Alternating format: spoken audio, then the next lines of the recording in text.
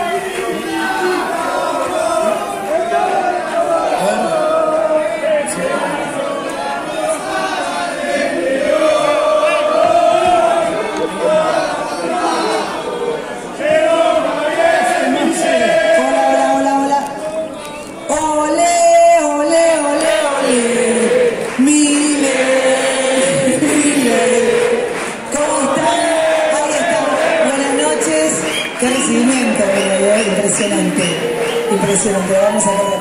Bueno, ¿cómo están? Buenas noches. Se pueden sentar si quieren, bueno, como quieran. Gracias por este recibimiento a Milei, impresionante. Cuánta gente, gracias por acompañarlo esta noche. Están muy excitados. Están muy excitados. ¿Quieren ponerse cómodos? Así arrancamos esta charla súper relajada.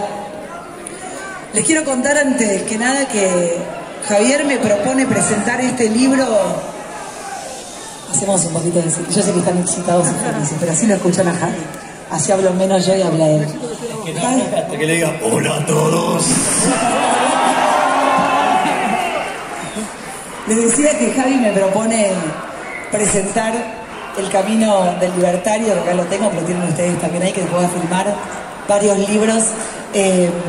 Me lo propone en el mes de enero y la verdad es que yo le decía recién en el camarín, él ya era Milei, pero esta explosión desde el día que me lo propuso hasta ahora es impresionante. Y estoy acá básicamente no por política, me encanta que él se anime, sino porque soy su amiga, es un tipo fabuloso, generoso, bondadoso, buena persona. Así que estoy acá hoy como amiga de Javier Milei.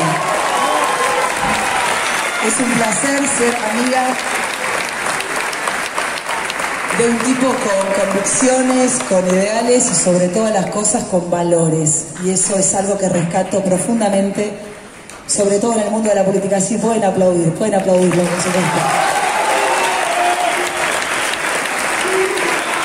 A Javier lo conozco hace mucho tiempo, pero... Gracias. Lo conozco hace mucho tiempo. Se armó. Sí, se armó. Se armó. Decía que a Javier los quiero mucho, por eso estoy acá también. Me da mucha felicidad este gran momento de Milei, para mí Javi. Les decía que lo conocía, pero durante la pandemia, como le decimos nosotros, era el único, en un principio, después varios se quisieron copiar un poco más y ahora tratan de robarle el discurso, era el único que hablaba de la libertad. En el momento que estábamos todos encerrados y no sabíamos qué iba a pasar. Así que ahora vieron que tratan de copiarlo todos, pero yo le decía recién, dicen libertad y uno siente que lo están choreando a Milei, uno no siente que lo estén diciendo de corazón. Pero bueno, tienen seguramente ya el libro de Milei, si no lo van a comprar después. Yo quiero que él nos vaya contando, porque ya sé que se viene el segundo dentro de poco tiempo, que nos cuente este camino del libertario, cuándo empezó, cuándo surgió. Esto va a ser una especie de charla tipo televisiva, así pueden conocer también algunas cosas que obviamente están en el libro y otras que tienen más que ver con lo más profundo de Javier. ¿Cuándo arranca, Javi, el camino del libertario? ¿Por qué? ¿Cómo te lo proponen? ¿Y cuánto tiempo te llevó hacerlo, prepararlo? Bueno, el camino del libertario lo hicimos mientras que estábamos en el medio de la campaña, con lo cual fue bastante complicado, porque entre los tiempos de la campaña y todas esas cosas se hacía difícil escribir, pero yo creo que tiene cosas interesantes, ¿no? Es decir, todo lo que tiene que ver, por ejemplo, la parte 1. Son 3 partes. Por ejemplo, que está la versión contada en primera persona, que es lo que yo creo que fue dando las bases de esto, y después está cómo lo cuentan las personas que fueron parte también y que siguen siendo parte de esto, ¿no? Entonces, por ejemplo, hay un capítulo que está mi mejor amigo. Entonces cuenta cómo es la experiencia desde mi mejor amigo. Después, por ejemplo, hay un capítulo que es todoterreno, que es Lilia, y bueno, y cuenta todo lo que es mi maquilladora, quien, digamos, se encarga de sacar... Te corta el pelo. ¿Me corta el pelo? Te corta el pelo. Sí. Sí. O, por ejemplo, está el caso de Diego Zucalesca, ¿no? Donde Diego, por ejemplo, cuenta cuando hacíamos el consultorio de Milei en el teatro y cómo nos conocimos. Está, digamos, un capítulo que habla el presidente del Partido Libertario, Nicolás Ema. Está el capítulo donde habla la dama de hierro. Acá, la diputada Victoria Villarruel. Parate, Vicky, parate. Ahí está, la puedo aplaudir.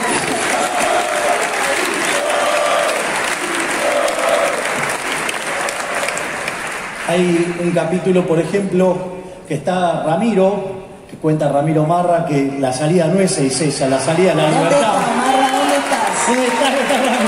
Ahí está. Hay, por ejemplo, un capítulo de Berti Venegas Lynch, que es el hijo de nuestro prócer Alberto Venegas Lynch, que es el guardián de las ideas, y obviamente el remate de esa parte está a cargo del jefe. Gracias, jefe. Cari, parate, ahí está.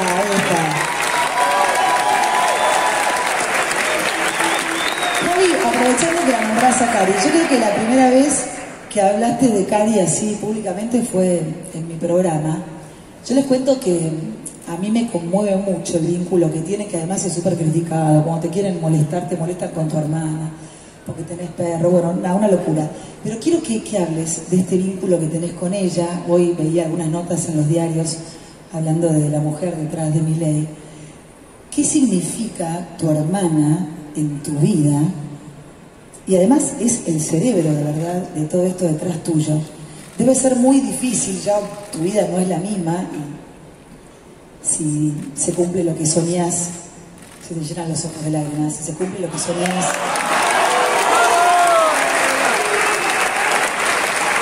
A veces me pongo la piel de gallina, pero de verdad que se los cuento, cada vez que viene a la tele o cada vez que habla, nosotros hablamos mucho con Javier. Yo voy a hacer hoy esto algo muy informal, muy de entre casa, me parece que siempre es mucho mejor que hacerlo formal.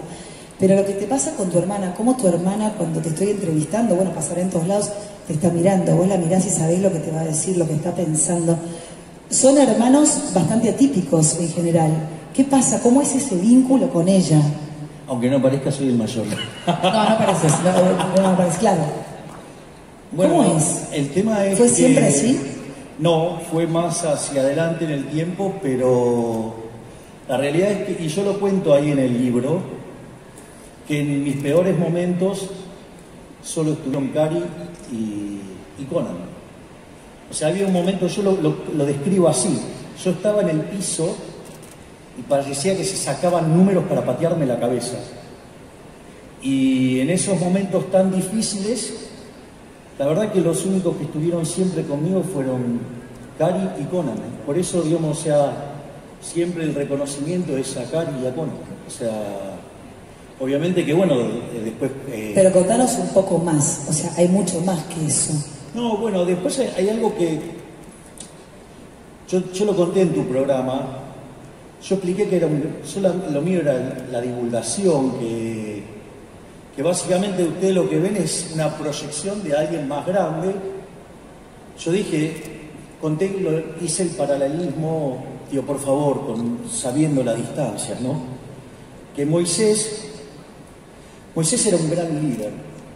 Y perdonen el término, pero tenía unas pelotas grandes como una casa, porque el faraón lo había elegido para que él fuera el sucesor.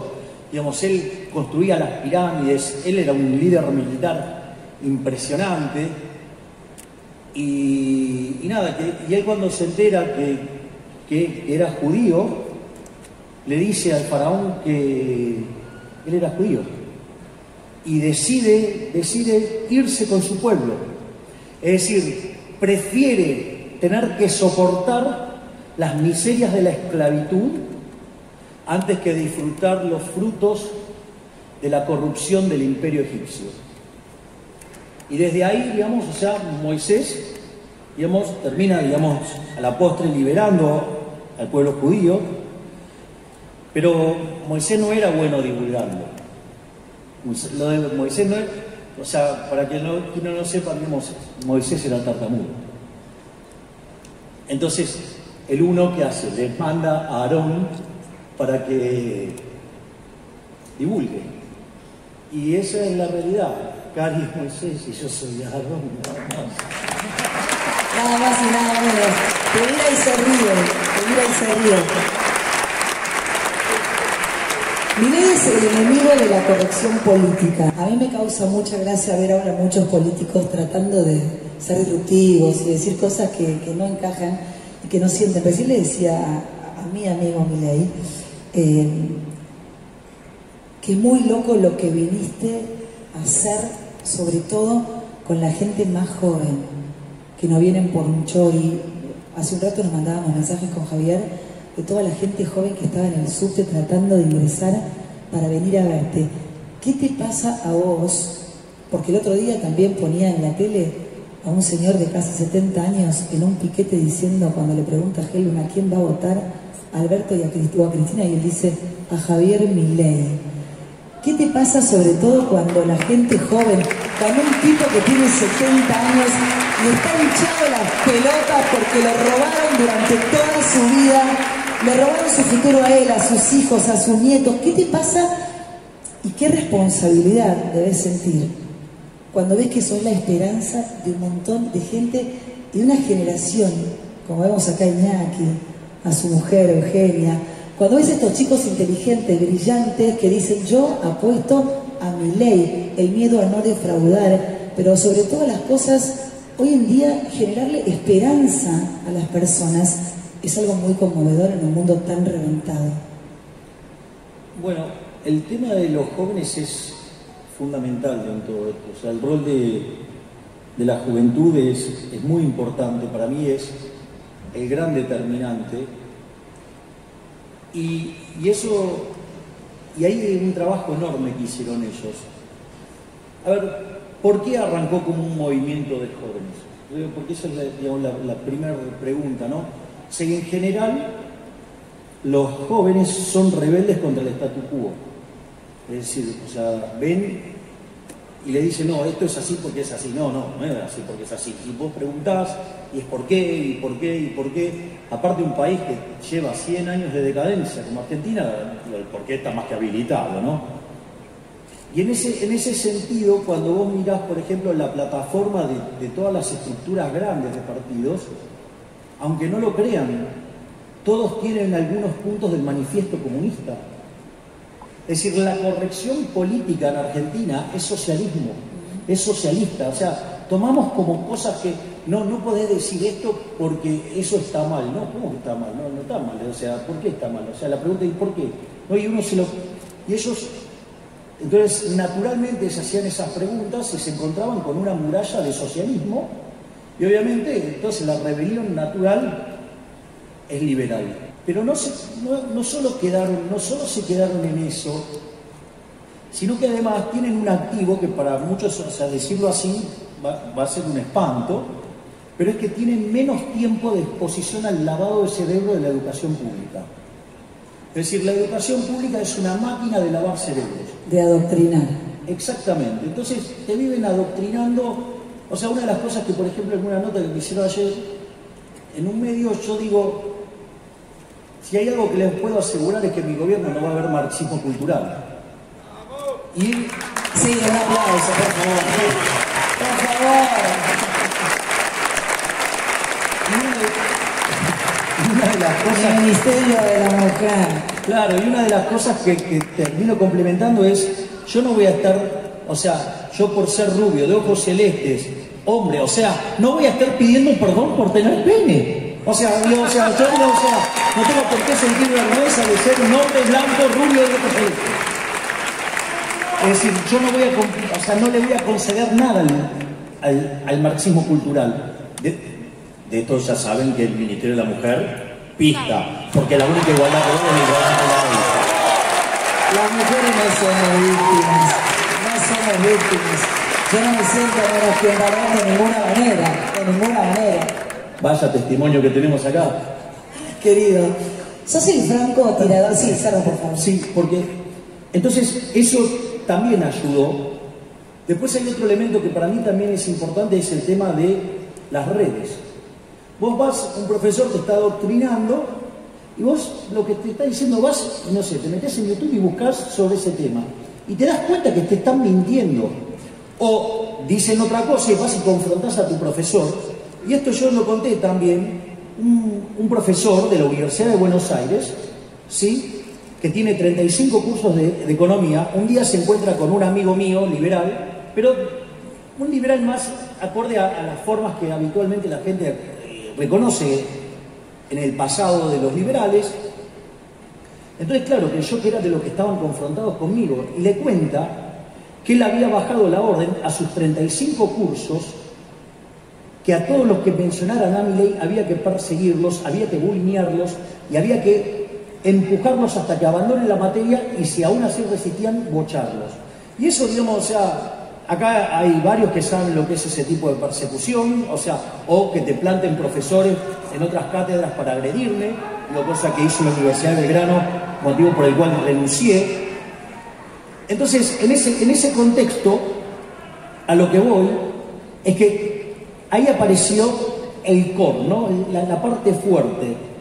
Ahora, si vos te fijás, ¿qué nos decían a nosotros? Que no íbamos a formar partido, formamos partido, que no íbamos a pasar las PASO, pasamos las PASO, que íbamos a perder contra el voto en blanco, le ganamos al voto en blanco, que íbamos a perder contra la izquierda, le ganamos a la izquierda por goleada, que ni de casualidad íbamos a llegar a conseguir una banca nacional. Logramos 2 bancas de diputados, 5 de legisladores, y la realidad es que sacamos 17 puntos y fue lo que más sacó. A veces un outsider sin estructura.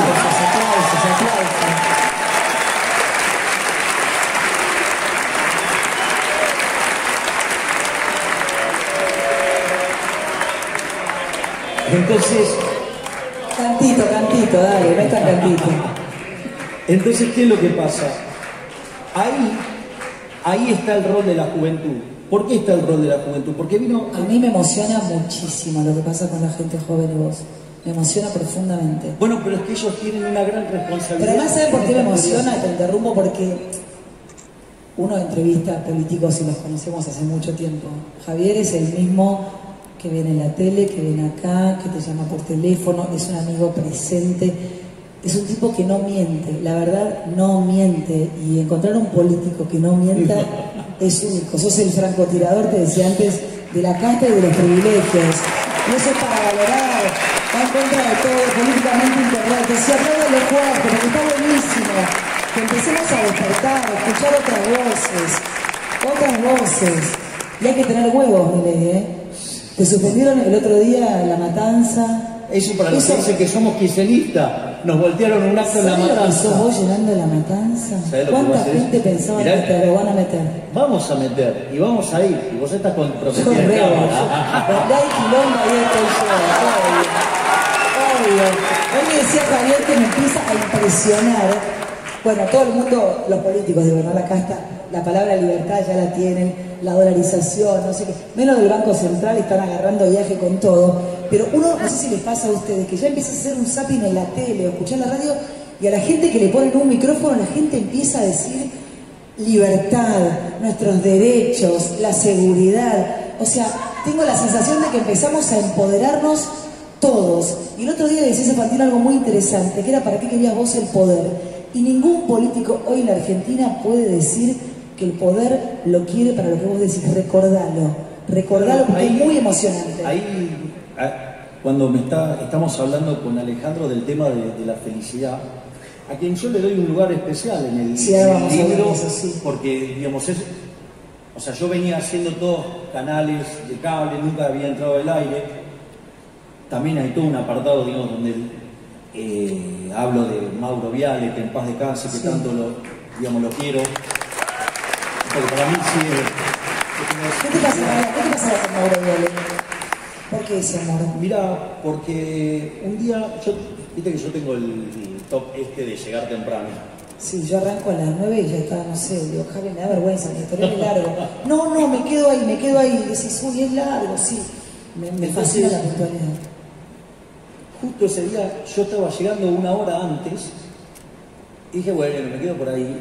Y el programa lo habían corrido 1 hora. No había nadie, estaban solamente los de seguridad, justo en el estudio de Fitzroy. Entonces entro y no había nadie y me dice... Saluda, Milei allá, saluda. ¡Hola! ¡Hola a todos! ¡Hola a todos! Entonces entro y me dicen los de seguridad, ¿a qué venís? No, el programa es Mauro. No, olvidate, hace desde un rato. Entonces, dije, cuando me estoy por ir, aparece, viste, de fondo, ese 1,97 m. ¿Qué hace Milei? Era Mauro. Y nos fuimos al estudio que él tenía, que en ese momento tenía como para armar un panel, tenía un livingcito. Nos sentamos en el living. Entonces, cuando estoy con Mauro, me dice, mira, bueno, tuvo muchos elogios y todo, y me dice, ¿a vos te pasa lo mismo que le pasaba a Johnny? Está bien, mi querido Johnny Viale. Y una de las cosas que me dice, vos mirá, esto es como un round de box. Tenés 3 minutos para meter toda la idea. Y te aviso, en el primer minuto tenés que meter una piña knockout.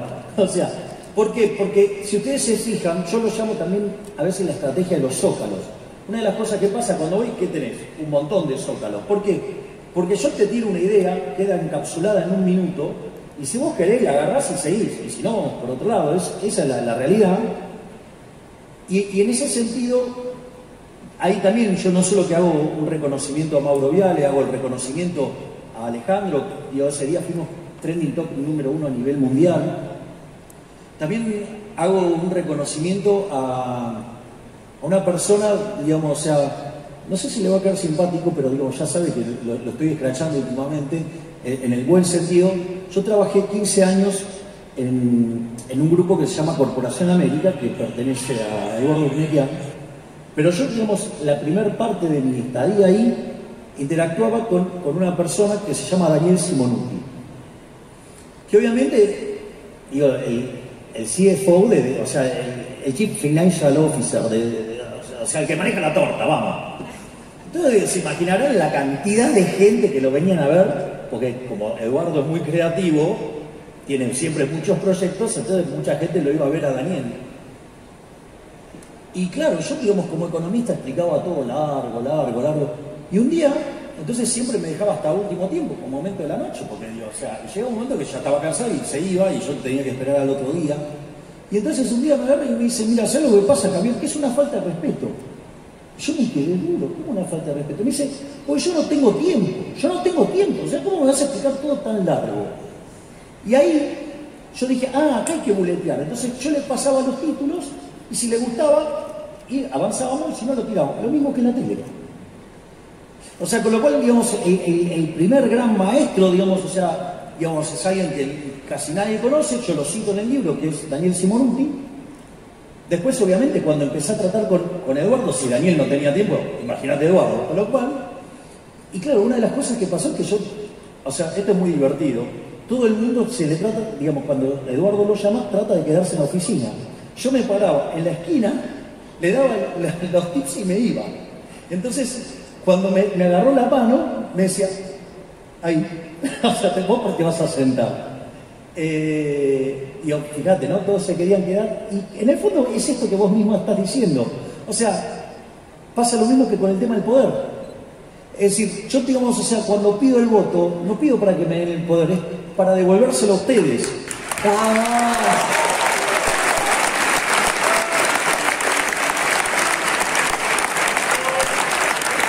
Y eso es porque los elementos que a mí me hacen feliz, no necesito el poder.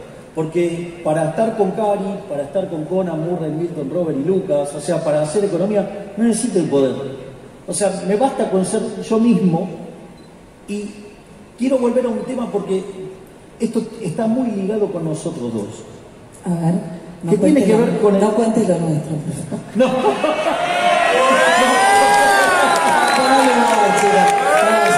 Somos solamente amigos. Que te rías no les crees falsas expectativas, digo, no me pongan en un podio que no soy. Somos muy amigos. Entonces, y yo quiero comentar. Son muchos años de tele, chicos, hay que poner un... Claro. No sé, de Mauro Viale. Es un poco de show. No, vos también tenés un lugar en el libro. Sí, también. Entonces, pero esto es clave, pero en ese momento no. Esto que voy a contar ahí no lo podría contar en el libro, a ver, pero sí ahora. Cuando viene la pandemia, y por eso es que yo valoro tanto el rol de los jóvenes y que está pasando todo lo que pasa, es por gracias a los jóvenes. Porque cuando viene la pandemia, una de las cosas que pasó cuando nos encerraron de manera cavernícola es que se hizo toda una revalorización de la libertad. Nosotros ahí, como dos loquitos, gritando... Lo decían y nos dicen los loquitos. Sí, bueno, está bien, no digamos, sé por qué. Pero eso es porque, digamos, o sea, les arroja error el modelo, modelo que nos hundió. Yo ahí, ahora lo contás, yo en la pandemia, como le decimos nosotros, yo empezaba a comprender que yo había sido siempre una mujer libre, pero vos lo habías puesto en palabras. O sea, el encierro, la pandemia... La locura de este gobierno con la cuarentena eterna, y teníamos conversaciones que eran políticamente incorrectas. Él venía a decir, acá está, Yo trabajaba en un canal oficialista y decía cosas absolutamente delirantes. Me llamaban cada 5 minutos, pero cada vez que vos venías, el rating subía mucho más y la gente empezaba a decir en las redes, que yo las sigo mucho, invítalo a Milei, invítalo a Milei. Yo creo que la pandemia, así como es una desgracia, también vino a sacar toda la mierda abajo de la alfombra, y en tu caso fue un hit, porque vos pudiste mostrarte al 100%. Había que ser muy valiente en ese momento con un presidente como Fernández, que tenía el 70% de imagen positiva. Sí, y él decía las cosas, sí, y él decía las cosas que no se animaba a nadie, Javi. Ahí empezaste con el tema de la libertad a full, bueno, a contagiar. Bueno, ahí está el rol fundamental de los jóvenes. A ver. Porque ¿qué era lo que pasaba? Durante la pandemia nos encerraron. Entonces, ¿qué es lo que hicieron los jóvenes? Se pusieron a evangelizar. ¿En qué sentido? Estaban en la casa y ponían en el YouTube y le decían al papá o a la mamá, che, mirá a Milei, dale, salí con él. Peluca. Sí, ahora les puedo contar, ahora les cuento de dónde salió lo de peluca. Ahora les cuento que es muy divertido también. Entonces, dale, y a los padres, a los abuelos, y les jodían. Bueno, digamos, de tanto insistir, no digo el chiste del burro, no, sino por... Ah, ok. No sabía el chiste del burro. Sabía otra cosa de los burros, pero no es. Bueno, digamos, o sea, pero no es por ese atributo, Mira vos, sino por insistidor. Ah, mira.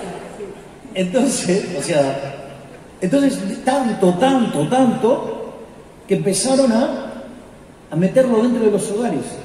Por eso el 17%, y por eso cuando empezamos a salir a los distintos lugares, la primera muestra fuerte que nos estalló en la cara, que está ahí, digamos, Martín Menem, fuimos a La Rioja y hicimos un descontrol.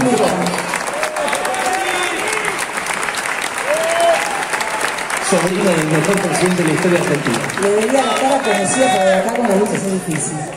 Y en ese contexto, ahí nosotros mismos dijimos, esto ya pasó de la capital federal. Mientras que la casta hablaba de qué? De un fenómeno local. Y después vino Rosario, que la rompió Romy 10, haciendo, digamos, ahí también, de vuelta, metimos una cantidad enorme de gente. Después vino el tema del sorteo y en Mar del Plata, también otro... Después contá cómo surgió el tema del sorteo. Ah, es otro... Yo el día que ganó un K casi me otra vez digo, ¿cómo le da la jeta a un K para llamar y no sabés qué decir? Una locura. Entonces los jóvenes, la libertad. Entonces, y bueno, y esto lo hemos replicado en Córdoba, lo hemos replicado digamos, recientemente en Mendoza. Ustedes, para que se tengan un orden de magnitudes de lo que es Mendoza, nosotros, por ejemplo, cuando fue Macri con Pichetto, con Cornejo, que estaban todos, juntaron 4.000 personas. En ese mismo parque, el récord lo tenía una banda de rock and roll con 7.000. Yo la verdad que cuando entré al escenario tenía información vieja, te pasa siempre. Y yo en un momento estoy explicando el problema del ancla nominal y miro y digo, no puede ser, le estoy explicando el ancla nominal a 15.000 personas.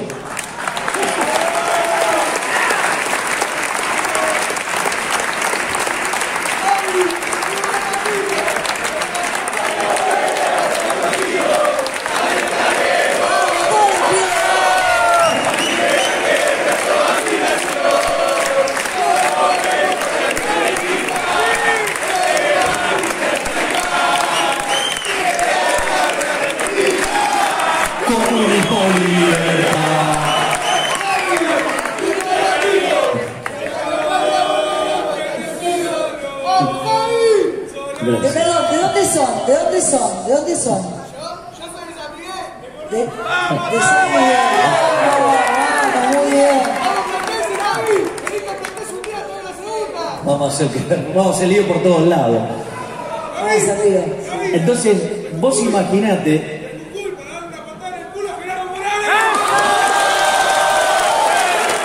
Se está armando la rosca. Es que me censuró en Jujuy. Perdón, ¿qué edad tenés? Vos de Jujuy, ¿qué edad tenés? 27. 27. ¿Y el de San Miguel, vos? 19. 19. Ah, impresionante. Perdón, ¿vos? ¿De dónde sos? ¿Vos escuchás? De Jujuy. De Jujuy. Ah, mucha gente de Jujuy. A ver, ¿de dónde más? Vos. Con la remera de la impresión. Bueno, la seguimos escuchando, pero me sale la conductora de televisión, el talk show me sale. Pero me gusta escucharlos, quiero saber de dónde vienen, quiénes son. ¿Viste cuando van los de la cámpora que dicen, ¿a qué vienes? Decide vos. Total vos, no sé a qué vengo. Bueno, te escuchamos. Mirá, y hay algo que es verdaderamente fabuloso, ¿no? Y esto a mí me sigue emocionando. Piel de gallina, sí. Igual no te vayas del tema, estabas contando lo de... No, es que voy con los jóvenes, sigo con los jóvenes. Perfecto. Y ellos lograron esto, y cuando nos despertamos, en el acto de Plaza Holanda, que es la foto que ustedes ven, digamos, si despliegan el libro así, mérito de Avi, que anda por acá, gracias Avi. Parate que te conozcan, digamos, la responsable de esa foto. Fotón. Y lo interesante es que cuando yo empiezo a encarar el cierre del acto, es muy emocionante para mí, pero... Y entonces Tomate tu tiempo. Voy a la definición del liberalismo, de nuestro gran prócer del liberalismo de todos los tiempos, Alberto Venegas Lynch, hijo, que es, y si pueden, repliquemos lo que fuese Plaza Holanda. La gente empezó a recitar la frase conmigo, que es: el liberalismo es el respeto irrestricto del proyecto de vida del prójimo, basado en el principio de no agresión y en defensa del derecho a la vida, a la libertad y a la propiedad. ¡Viva la libertad, carajo! ¡Viva la libertad, carajo! ¡Viva la libertad, carajo! Y es muy gracioso porque me pasaron varias cosas interesantes. O sea, ellos ya estaban en condiciones de llevar el mensaje a todos lados. Y entonces todo lo que estás viendo ahora, en realidad lo gestaron ellos. O sea, nosotros, porque vos también sos parte de esta gesta, nosotros dimos el puntapié inicial y ahora no tienen forma de pararlo. Es decir, nosotros lo único que hicimos fue despertarlos, decirles, hay un camino, es el camino de la libertad. Y ellos salieron a llevar el mensaje. Por eso el agradecimiento siempre para los jóvenes y agradecer también a los que ya ahora se van sumando. Donde están, digamos, vos mencionás el caso de este hombre. Un poco eso, cómo se van sumando en todo el país, a lo largo, a lo ancho, ¿cómo es? Yo te preguntaba el otro día en un corte, te digo, ¿cómo es el resto del país? Vos me decías, olvidate, acá esto, contáselos. Bueno, nosotros lo que estamos haciendo es armar una estructura que claramente sea competitiva para que no nos roben los votos y para hacer una oferta real y para que, yo se los digo ahora, si entramos en la segunda vuelta, ustedes van a decir que estuvieron en la conferencia del Camino del Libertario del futuro presidente de la Argentina.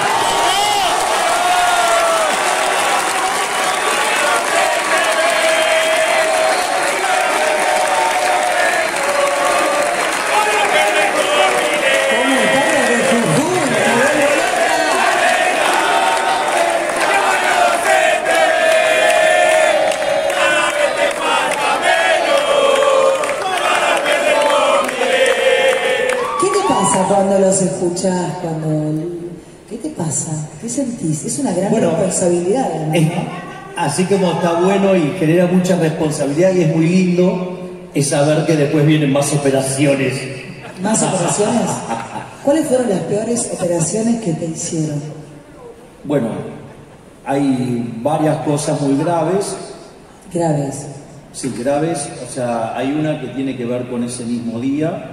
Pero ahí yo no tengo identificado quién fue. Digo, que es el motivo por el cual, digamos, se lo saca, nosotros somos el chaleco. El chaleco antibalas. Digo, es un acuerdo que tengo con Cari después de lo que pasa. Pero ahí no tengo identificado quién fue. Yo igual le pedí el mío, pero no tengo nada. Le digo, che, boludo, no será peligroso. No será fumado, olvídate. Ok, voy sin nada. Igual hay que ver si cuando vayamos a la matanza si pueden entrar sin el chaleco. ¿Sabes qué pasa? Mira, pero ¿sabes qué pasa? A veces me dicen, está Dragani por acá, amigo, ahí está Dragani. Y siempre me dice, no, Viviana, vos te tomás un taxi en la calle, salís caminando, hablas con la gente, y yo le digo, que a mí la gente me cuida, te debe pasar a vos. Bueno, puedo haber un loco, pero la gente, yo me siento cuidada, ¿no te pasa a vos que te sentís cuidado por toda esta gente? Yo me siento Mick Jagger. Con la gente no se puede. No se Yo me puede siento Mick Jagger. Para defendernos. ¿Qué decís?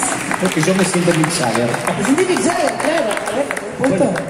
No. No, ahora no. No, acá no. Las operaciones, decíamos las operaciones. Pero sí pasaron cosas muy delicadas, muy delicadas. ¿Se pueden contar? Sí, claro. Digamos, como que en un momento a la gente que trabaja conmigo nos vinieron a amenazar que si no aceptábamos la valijota, me iban a destrozar mi vida, me iban a romper toda mi vida. De hecho, tienen un equipo de 25 personas para hacer esto, que están todo el día trabajando en hacer este tipo de maldades. Y una de las cosas fue, te vamos a destrozar mostrando tu historia clínica. ¿Y cuál es el problema de la historia clínica? No, porque vos tomás psicofármacos. Tomo Somil, muchachos, y encima con receta, que debe ser una 20ª parte de un ribotril, un inductor del sueño. O sea, casi que ni califica, o sea, tiene esa restricción. Y entonces, vos fíjate, se metieron hasta con mi historia clínica. Es gravísimo. Miren lo grave de estas cosas, que con mi hermana, con el jefe, nos teníamos que ir a Estados Unidos, nos hacemos el test y nos enteramos por televisión. ¿Ustedes se dan cuenta lo que implica en términos de violar la intimidad de un ser humano? Palito dice, si supiera este hombre los quilombos que tengo. Y entonces, ¿qué hace? Vuelve a salir a cantar. ¿Para qué? Para recuperar. Y en un momento le dice a Evangelina, la mujer, le dice, ¿y si vamos y probamos suerte en Estados Unidos? Y cuando llega a Estados Unidos lo llama Sinatra. Por ejemplo, tenía un tema con el colegio de los chicos. A los 3 días tenían colegio.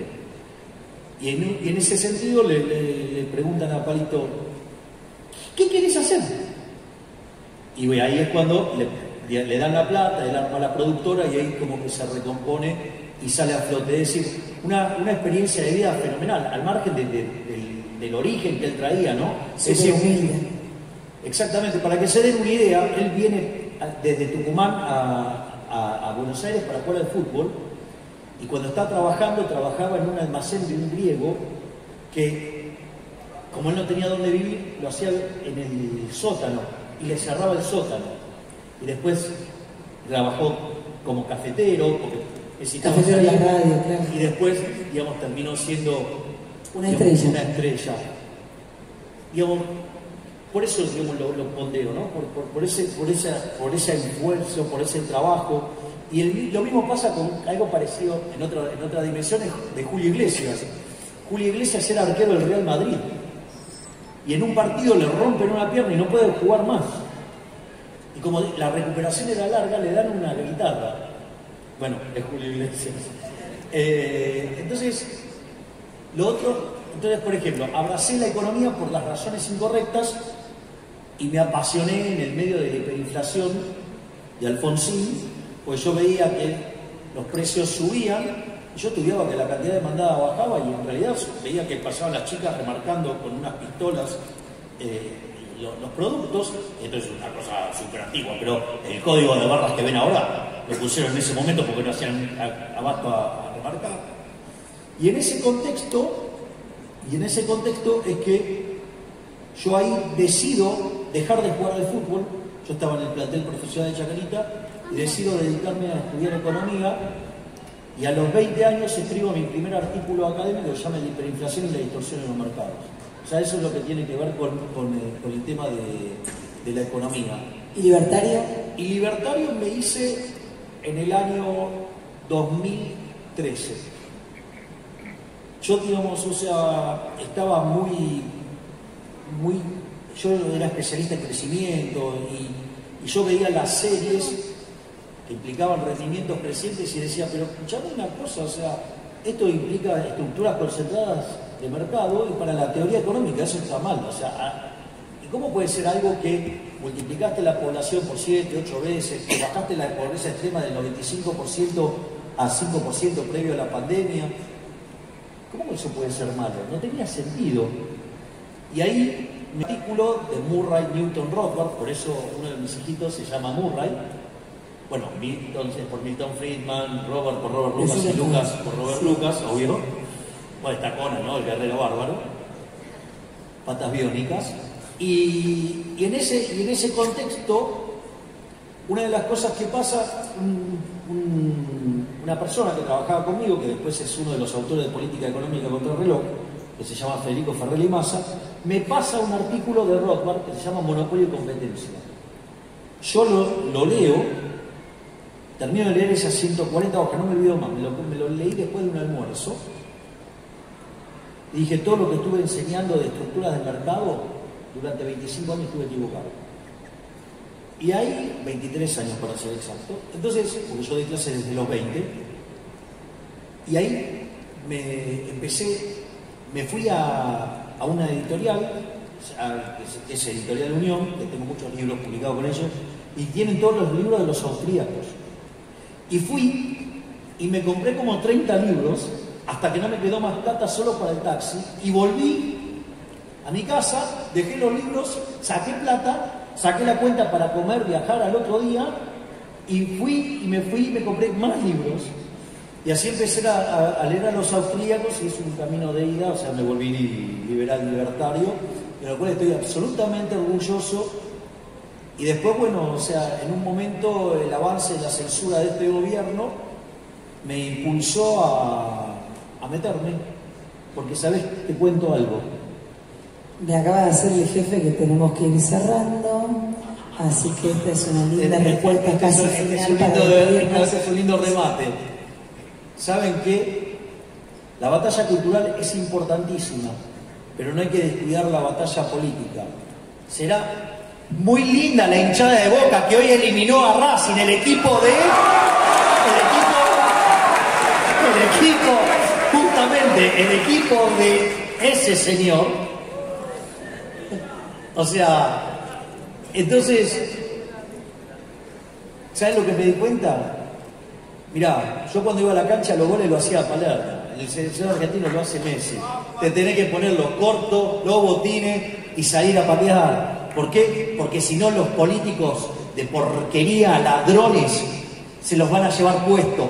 Si no nos hubiéramos metido, jamás estas basuras hubieran cambiado el mensaje. Solamente cambiaron el discurso porque estamos nosotros. Y una de las cosas más interesantes que tanto en la Cámara, con Victoria, como con cada uno de nuestros legisladores, en cada una de nuestras acciones, damos testimonios de la defensa de las ideas de la libertad.